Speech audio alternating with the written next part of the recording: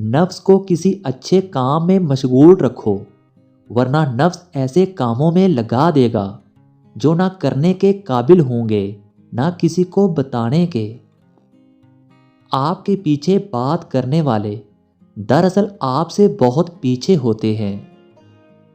زندگی میں چوٹ لگنا بہت ضروری ہوتا ہے، کیونکہ زخم جیسا کوئی استاد نہیں۔ وہی بچے ماں باپ کے بڑھاپے کا سہارا ہوتے ہیں جنہوں نے اپنے ماں باپ کو بوڑھا کیا ہوتا ہے۔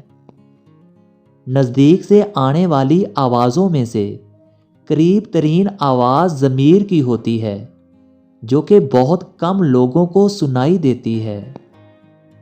کسی کے اعتماد کو اتنی ٹھیس مت پہنچاؤ کہ دوبارہ میل جول اور سلام دعا کے قابل بھی نہ رہو۔ انسان اتنا ناشکرا ہے کہ ایک نعمت کے نہ ملنے پر باقی حاصل شدہ نعمتوں کی بھی ناشکری کرتا ہے۔ جب تک آپ خود کے ساتھ مخلص نہیں ہوں گے، تب تک دنیا بھی آپ کے ساتھ مخلص نہیں ہوگی۔ جس عورت یا مرد کا نام ایس سے شروع ہوتا ہے، وہ عورت یا مرد زندگی میں کچھ بھی کر سکتے ہیں، ان کے لیے کچھ بھی مشکل نہیں۔ بلا وجہ کثرت سے بولنا آپ کی دماغی صلاحیت اور صحت کو خراب کر سکتا ہے۔